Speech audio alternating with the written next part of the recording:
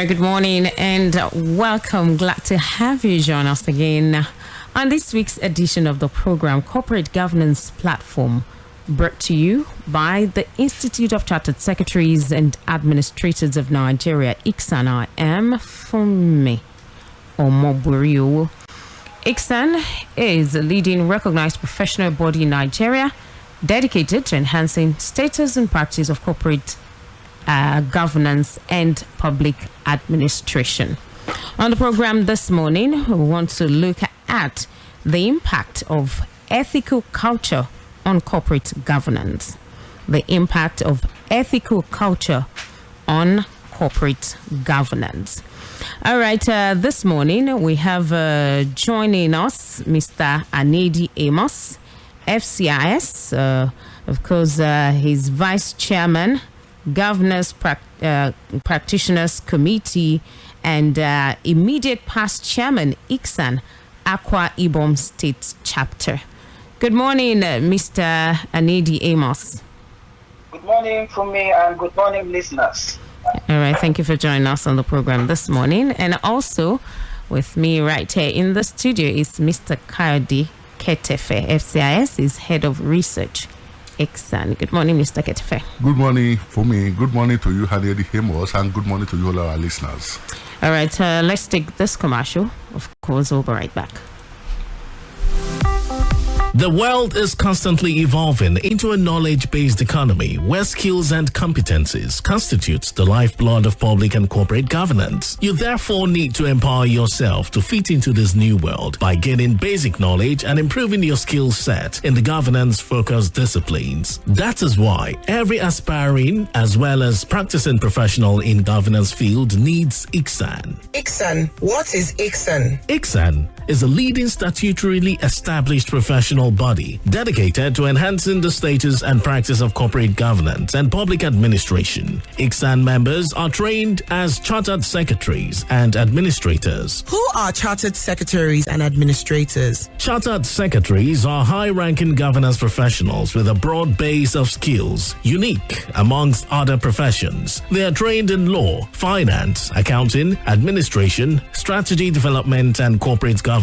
In today's world, chartered secretaries and administrators discharge a wide range of duties and responsibilities, including functioning as chairmen of companies, executive directors, non-executive directors, company secretaries, risk managers, compliance managers, board evaluators, and corporate governance evaluators. That is interesting. How then do I become a chartered secretary and administrator? Good. Go to the Institute's website, www.icsan.org.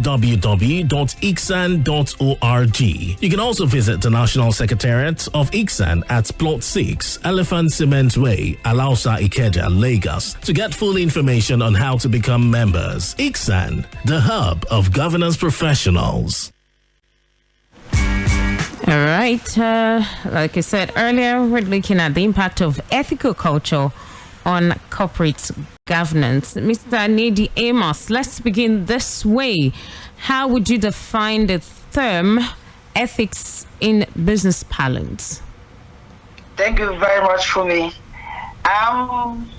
Ethics refers to a code of best practices embedded in operational environments for guiding the people into making the right and acceptable decisions and choices in the performance. We can also refer it to be the principles, values, norms that are reference points by workers for their operational purposes. Formulation of the corporate ethos and ethics is a function of the board, which the management is embedded with implementation. But everyone has to be committed in ensuring the success of the corporate ethos, because if the people for whom it is meant for believe in it, be rest assured they will make everything possible for implementation. The establishment of professional business and ethical standards underscores the value for the protection and enhancement of reputation of the company while promoting good conduct and investors' confidence. Okay. Let's also look at some of these other relevances, because you've touched on it some in trying to define the ethics in business parlance. Let's look at, the relevance of these in the context of corporate governance. Okay.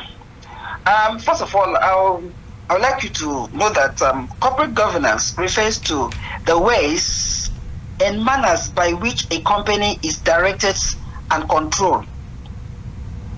It is concerned with principles of best practices established to ensure a company or an organization is properly run. Corporate governance is also about fostering proper running of an organization in tandem with laws, regulations, and best practices, and thus ensuring its corporate sustainability, because the ultimate is corporate sustainability. Without corporate sustainability, establishing a company is a waste of time and resources. So, if we say that corporate governance is about ensuring that an organization is properly run, and we define ethics and code of best practices to guide people in a given environment to make the right decisions in carrying out their duties, then it goes without saying that there is a point of conveyance between corporate governance and ethics. One is about properly directing and controlling an organization's according to globally accepted and established principles of governance. The other is about ensuring that people in an organization are well guided in carrying out their duties according to the norms of the organization. Therefore, I'll let you know that you can seek the link. Ethics is very relevant in the context of corporate governance. As a matter of fact, it is one of the established concepts of governance. That is why in Nigerian Corporate Governance Code 2018, it provides inter alia that directors should not make improper use of information acquired as director. When you are in the board of directors, you have certain information. You are disposed to a lot of information, but it is not proper to disclose this information to the public, except where it is legally mandated. Okay. Now, do you think the ravaging COVID-19 pandemic has amplified the ethical issues for companies and organizations? Well, in this context, corporate this COVID-19 pandemic has certainly, let me put it that way, COVID-19 pandemic has certainly brought new dimension to ethical issues in the context of governance. Let me give you an example. Okay. If you own a company and you realize that 10 members of your staff are tested positive of COVID-19, will you disclose this to Nigerian NCDC? Or will you just bury the information with the fear that if I disclose this, they will come down and shut down my company? This is an ethical issue.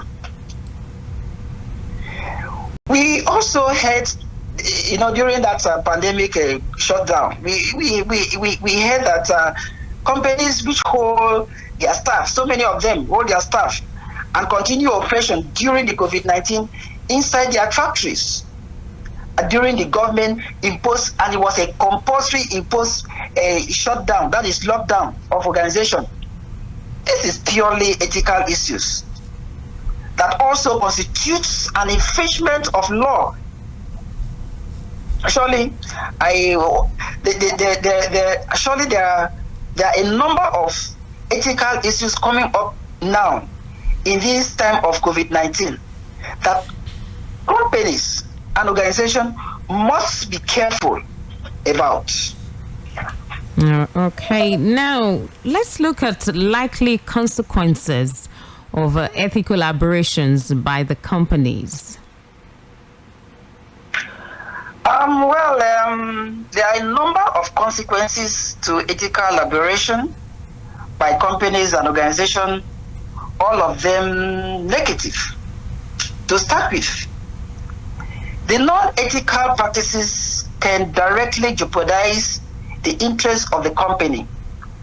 Let me give you an example. Where the top executive is involved in some sharp practices, some of these, sharp practices, some of these directors are doing. Like, you bribe your way out, you involved in other fraudulent activities. This is capable of precipitating the company into financial distress, of which, if care is not taken and if it is not properly checked, can lead to the company being going under. In another sense, not ethical practice by a company may attract imposition of fines by governments, leading to financial loss. I can also say that unethical practices are capable of lowering the company's reputation, the way people perceive your organization, the way people see your organization as a big company, a trustworthy company. Because of these unethical practices, it can, people can look at your company otherwise, and this constitutes a dent of its brand. It has multiple negative effects on the company fortune. So, consequences of ethical aberration are very grave. That is why the Nigerian Code of Corporate Governance provides that the board should be responsible for monitoring adherence to Code of Business Conduct and Ethics to ensure that breaches are effectively sanctioned. This may delegate to the committee responsibility, nomination, and governance. Thank you. All right. Thank you so much, Mr. ANIEDI AMOS, FCIS, Vice Chairman, Governors Practitioners Committee, ICSAN, and of course, immediate past Chairman, ICSAN, IBOM State Chapter. Thank you so much for joining us on the program this morning. Thank you for me. Okay. All right, Mr. Ketefe, let's take some announcements at this time. Thank you very much, Fumi. The announcement we have for you today is on ICSAN 2022 Company Secretaries and Registrars Forum. This is to inform all ICSAN members, other company secretaries, registrars, and other professionals in the governance field that the ICSAN 2022 Company Secretaries and Registrars Forum will hold on Thursday, February 10, 2022. The theme of this year's forum is Sustainability and the Future of Green Economy, a Governance Perspective.